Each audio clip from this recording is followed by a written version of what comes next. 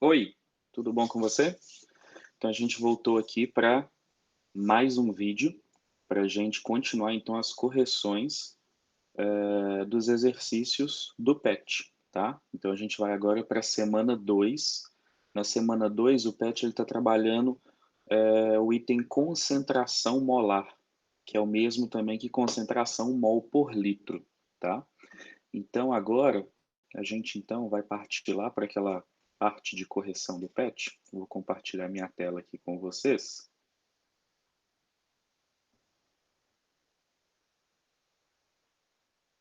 Ótimo, compartilhando aqui. Então olha só, o PET aqui da segunda semana, igual eu falei, a temática é concentração molar, né? Ou concentração mol por litro. E nós temos também mais 5 questões para a gente poder trabalhar sobre esse assunto.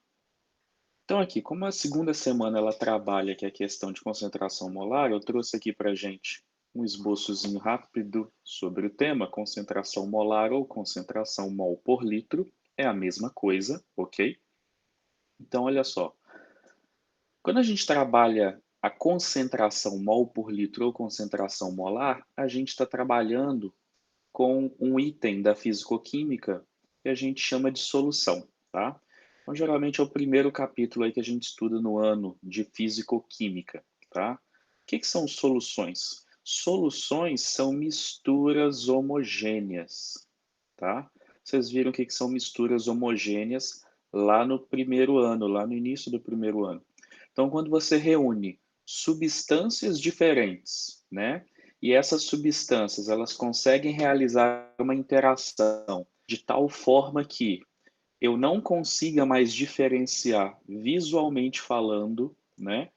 O que é o que daquele meu sistema, daquela minha mistura, então eu classifico como mistura homogênea, tá? E as misturas homogêneas são chamadas também de soluções. É somente a questão visual que a gente leva em conta? Não. A gente leva em conta também o tamanho das partículas que estão dispersas, que estão dissolvidas, que estão misturadas ali naquele meio, tá? Dependendo do tamanho da partícula, uma mistura que a olho nu, que visualmente para a gente possa parecer ser homogênea, ela realmente não é uma mistura homogênea. Por exemplo, quando a gente trabalha com sangue, quando a gente trabalha com leite, por exemplo, né? Se a gente for analisar sangue e o leite ao microscópio, né? A gente vai ver que ali a gente tem partículas que compõem o leite ou o sangue, que são partículas muito grandes, que saem da faixa da classificação de mistura homogênea ou da classificação de solução. Então, esses dois são exemplos de misturas heterogêneas que visualmente para a gente parece ser homogêneo, tá? Uma solução, ela sempre é formada do que a gente chama de soluto e solvente, tá?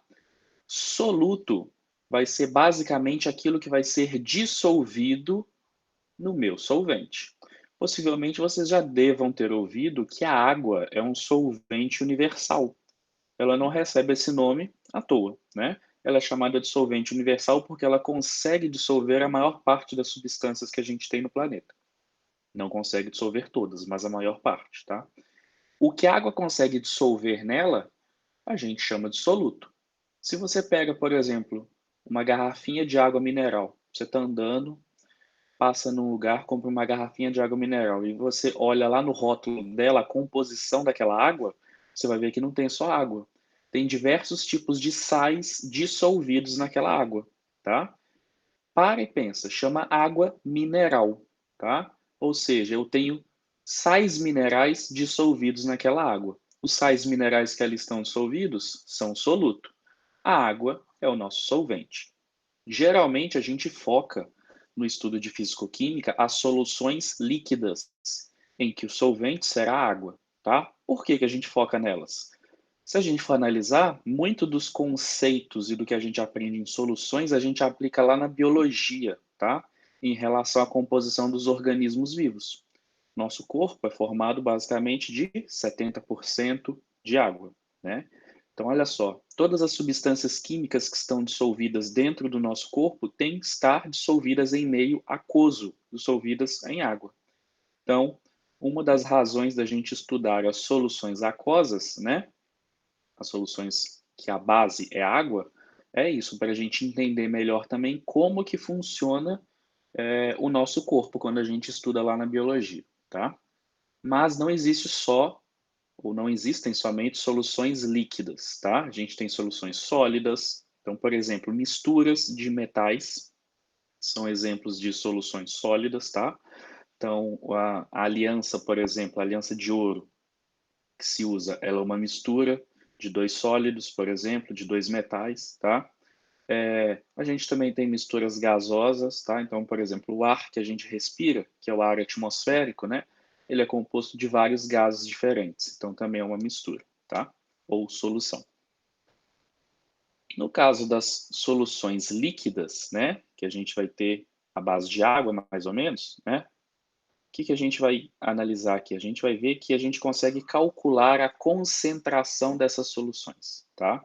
Para a gente calcular a concentração dessas soluções, a gente pode utilizar esta fórmula ou pode realizar os cálculos por meio de regra de 3, tá? Eu vou mostrar dos dois jeitos para vocês, ok? Geralmente vocês, alunos, preferem fórmula, mas pensa que quando vocês forem fazer uma prova, não a prova que vocês forem fazer na escola, mas num concurso, no Enem, no futuro, eles não vão fornecer a fórmula para vocês. Então, aprender a resolver diversos cálculos sem usar fórmula é uma boa, é uma ideia que vocês têm que começar a se adaptar desde então, tá? Se eu for usar a fórmula, eu vou usar essa daqui, igual eu já mostrei, né? Tem esse M diferente aqui, esse M diferente, antes a gente chamava de molaridade. Hoje em dia não se utiliza mais esse termo, mas vocês podem encontrar em algum livro quando vocês forem fazer exercício. Hoje a gente chama de concentração mol por litro. Geralmente, quando a gente trabalha com concentração, a gente já indica a unidade de medida do nome dela. Então, olha só, concentração mol. Vocês viram nos vídeos passados que mol é uma unidade de medida da química. Litro é a unidade de medida que vai ser do nosso volume. No caso, o que vai compreender basicamente, né, o nosso solvente, o solvente misturado junto com o soluto, tá? O M1 é a massa do nosso soluto, daquela substância que será dissolvida no solvente. A unidade que a gente tem que utilizar aqui é gramas, tá? Massa molar é o MM, então vocês aprenderam a calcular a massa molar das substâncias, né? A massa molar é dada em gramas barra mol, ou seja, o valor numérico em gramas que a gente achar equivale a 1 mol daquela substância. E o V corresponde ao volume da solução, tá? Do solvente mais o soluto, tá? E isso é dado em litros, tá? E aí tem como a gente fazer o cálculo também por regra de 3, tá? Então vamos para o exercício número 1. O exercício número 1 diz o seguinte: que a gente vai achar a concentração mol por litro, calcule a concentração mol por litro ou molaridade de uma solução que foi preparada dissolvendo-se 18 gramas de glicose. Gente, quando aparecer lá no exercício 18 gramas ou alguma unidade relacionada a gramas, quilograma, miligrama, isso é massa. Então, se isso é massa, isso é igual ao quê? O meu M1. Então, aqui é 18. Opa, deixa eu mudar aqui. Então, olha lá, o exercício falou que tem 18 gramas de glicose em água suficientes para produzir 1 litro de solução. Toda vez que vocês virem litro, mililitro, isso é volume de solução. Então, 1 litro de solução aqui, ó. E, se vocês prestarem atenção, o exercício aqui, ele deu, no final, a massa molar da glicose, que é 180 gramas por mol. Se a gente for resolver esse exercício pela fórmula, então aí a gente vai utilizar a fórmula, que é a concentração mol por litro, é igual a massa do soluto sobre massa molar vezes o volume, tá? Um problema de utilizar a fórmula, gente, é que vocês têm que prestar mais atenção às unidades de medida, tá? Massa obrigatoriamente tem que estar em gramas. Massa molar obrigatoriamente em gramas por mol. Volume obrigatoriamente em litros. Nesse caso, está todo mundo na unidade correta, então eu posso aplicar diretamente na fórmula. Então, M1 a gente está vendo que é 18, massa molar 180 e o volume é 1. Então, se a gente resolve isso daqui, vai ser, na verdade, o quê?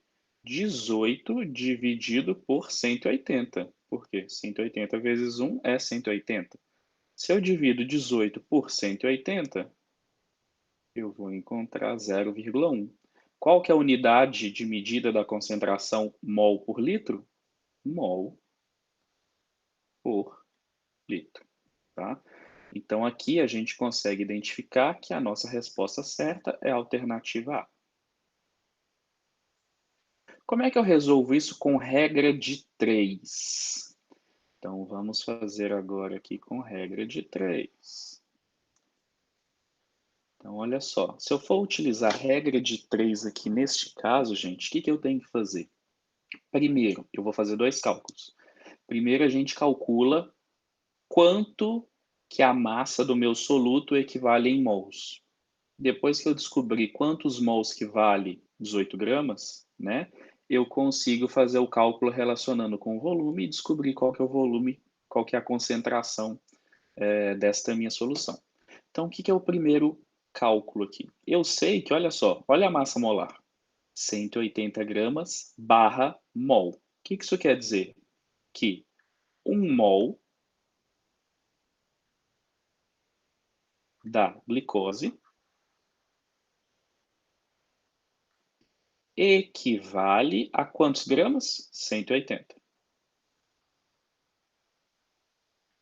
Isso aqui, ó, é o que está representado aqui, ó. 1 mol equivale a 180 gramas. São 180 gramas que a gente tem na nossa solução de glicose? Não, são 18. Se eu tiver 18 gramas, então eu tenho quantos mols? X mols. Então a gente vai multiplicar cruzado, vai dar 180 que multiplica x, que vai ser igual a 1 vezes 18, 18. X vai ser igual a 18 sobre 180. A gente viu ali que 18 dividido por 180 é igual a 0,1 mol. Nesse caso aqui agora, a gente não vai precisar fazer o segundo cálculo. Por que a gente não vai precisar fazer o segundo cálculo? Porque o exercício já disse que a gente preparou 1 litro de solução. Então, isso daqui está contido em 1 litro.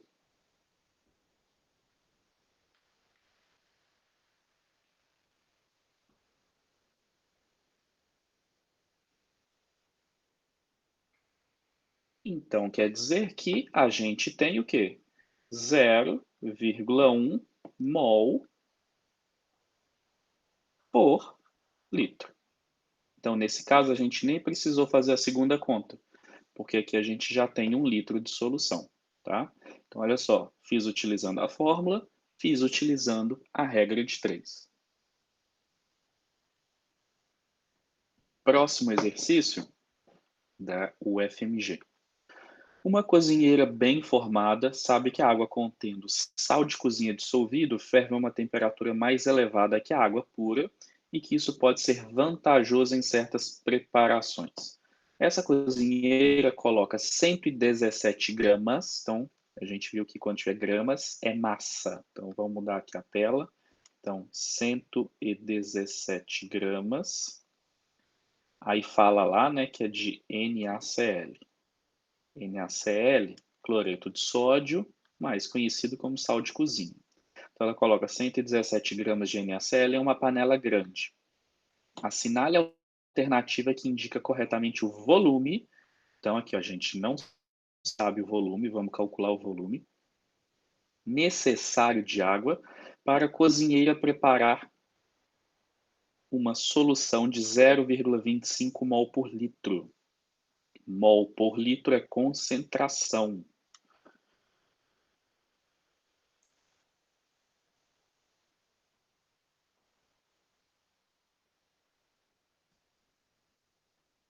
Ok.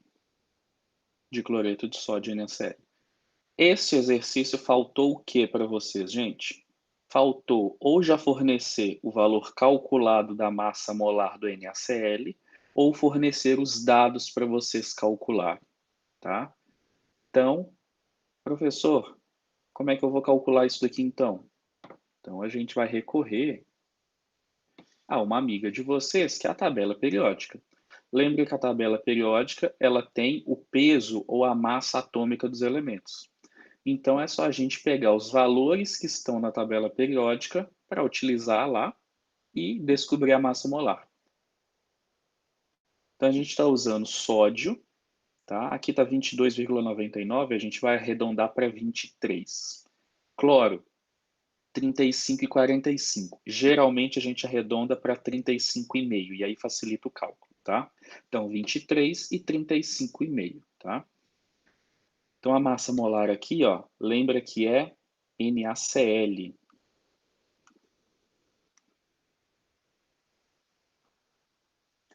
A fórmula aqui, ó, NaCl. Não tem índice ao lado do sódio, então só tem um sódio, então 23, mais não tem índice ao lado do cloro, então é um cloro, 35,5. Então, quando a gente soma isso daqui, a gente acha o quê? 58,5 gramas por mol. Ok? Então, vamos fazer aqui, ó. Vamos utilizar a fórmula primeiro. Então, concentração mol por litro é igual a massa do soluto sobre massa molar vezes volume, tá? Lembra que a gente vai achar o volume, tá? Então, quanto que é a concentração mol por litro? 0,25.